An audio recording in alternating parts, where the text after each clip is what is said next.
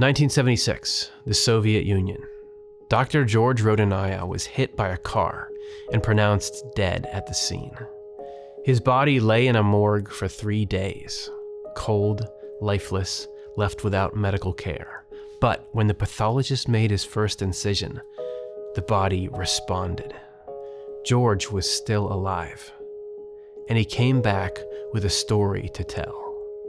What he saw on the other side changed him. The devout atheist would spend the rest of his life committed to understanding God.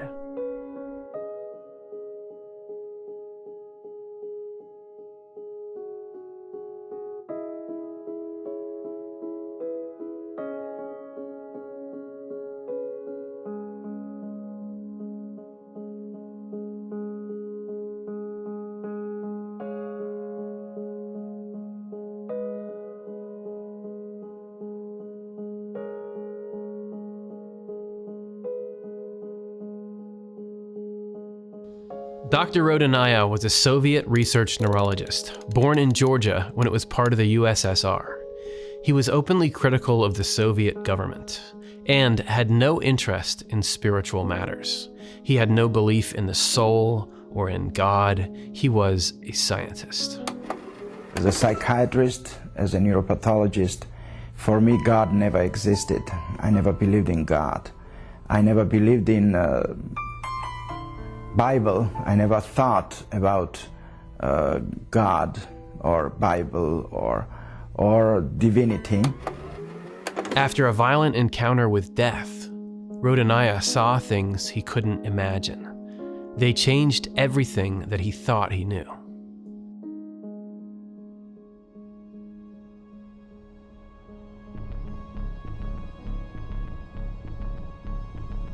While waiting for a cab, George was run down by a car that veered onto the sidewalk.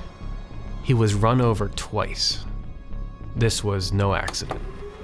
I became in big trouble with KGB. Because my work, I worked on adenosine triphosphate. It's a neurotransmitter in our brain. And with the conjunction of oxytocin, I discovered several things. And I was a scientist. And KGB didn't want me to go.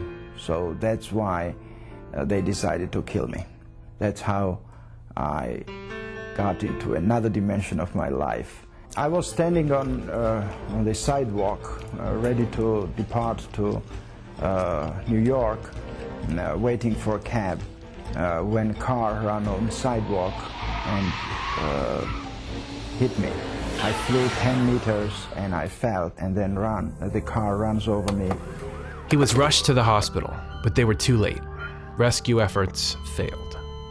2 physicians, friends and colleagues, declared him dead. He was moved to the morgue.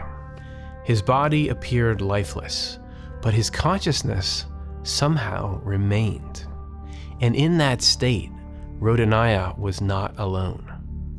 What could have possibly been happening, physically or metaphysically, that allowed this to occur?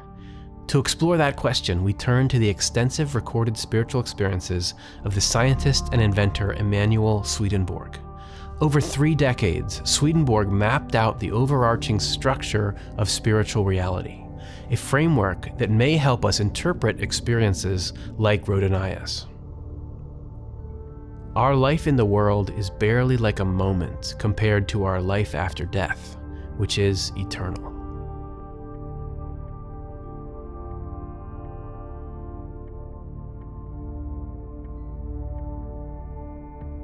Rodonaia's experience began in total darkness. He felt no pain, nothing physical at all, only an awareness of his existence. Suspended in complete darkness, he later described as blacker than black. I was afraid of this darkness. I was afraid of being there. But more afraid was that I was somewhere without my body. You know, I was scared to death. But I was already dead. And that was the amazing feeling, to understand that you are, but you are not. If you think, you are. If I think, I thought, I am. But if I am, and if I think, Why cannot I think positively what's happening around me? And I began to think about light. When Dr. Rodonaia's thoughts shifted to positive, his surroundings responded. This aligns with something Swedenborg experienced in his spiritual travels. Thought shapes our reality. Dr. Rodonaia thought about positivity. That positivity is light. That's when he was enveloped by bright, shiny, strong light. The light almost overwhelmed him, but soon he felt comforted by it, held and loved and calmed. And then his vision changed again. He saw molecules, atoms, protons, neutrons flying everywhere. Chaotic, but beautiful in its symmetry, its order and wholeness. Wordlessly, he understood that this was the universal form of life, and realized he had no need of a body. In fact, his body was limiting him. He was freer in this state. Time disappeared, and he simply was. Everything in the physical world comes from the divine through the spiritual world. The whole physical world is a theater that portrays the spiritual world. All things in the physical world are arranged in a design and sequence according to the purposes they serve. Dr. Rodonaia was part of this vast divine design, a manifestation of a spiritual reality.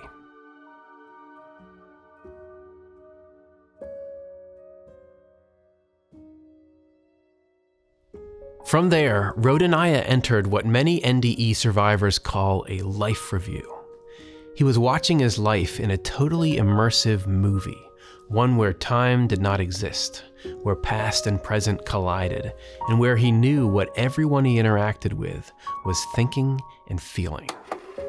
Seeing myself, my body, seeing my birth, my parents, my wife, my child, my friends.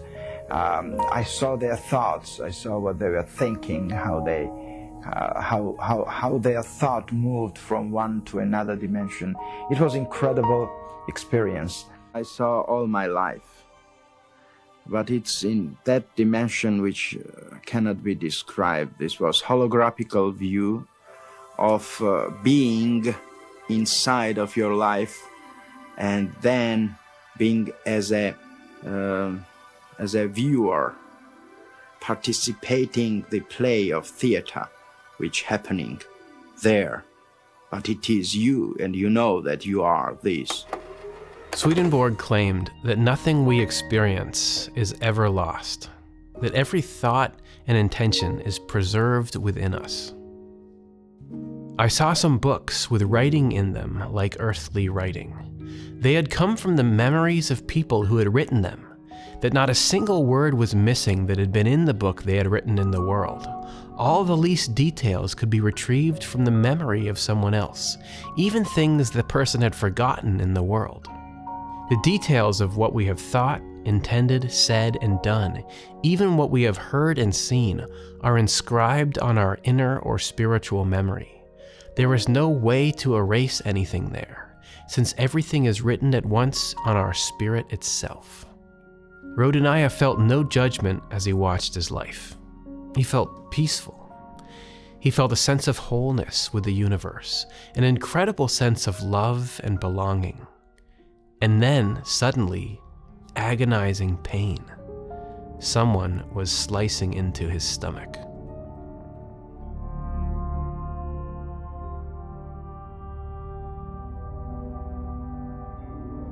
In the morgue, the autopsy had begun. There was one problem. The subject was not actually dead. At the moment the knife hit his abdomen, George opened his eyes. Imagine being that pathologist. The autopsy, of course, was stopped immediately, and Dr. Rodonaia was moved into the hospital. He would spend 9 months there, slowly recovering from the accident, coming back into full health. But while his body may have returned to its former state, his mind never would. Dr. Rodonaia was a changed man.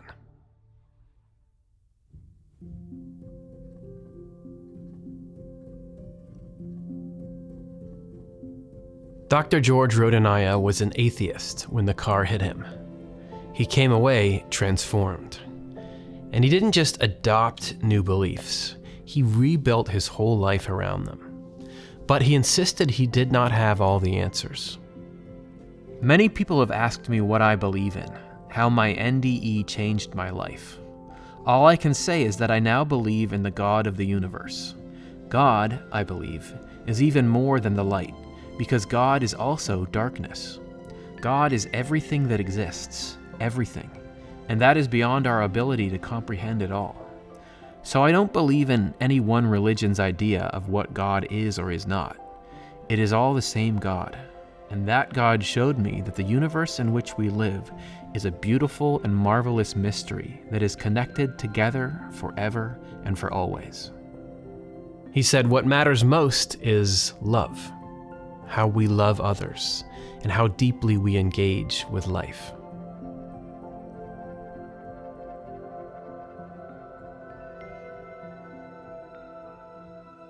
In an interview with the Near-Death Experience Research Foundation, Dr. Rodonaia reflected on his faith and what he learned about the nature of God. Anyone who has had such an experience of God, who has felt such a profound sense of connection with the reality, knows that there is only one truly significant work to do in life, and that is love. To love nature, to love people, to love animals, to love creation itself, just because it is. To serve God's creation with a warm and loving hand of generosity and compassion. That is the only meaningful existence. Swedenborg reached the same conclusion, that heaven is within us, to the extent that we allow it to shape us. Living goodness, or a desire for goodness, is introduced into us by the Lord along an inner path, without our slightest awareness. Whatever we do freely is wedded to us, but what we are forced to do is not. Faith can be accepted only out of a desire for it. All the pleasures of heaven are united to forms of service and dwell within them, because forms of service are the good effects of the love and thoughtfulness that angels are immersed in. Dr. Rodonaia died in October of 2004. His story, an attempted assassination by the KGB, waking up mid-autopsy, a radical conversion, and a move from Soviet Georgia to the USA, is a fantastic one. Whether we accept his account or not, it leaves us with a meaningful possibility.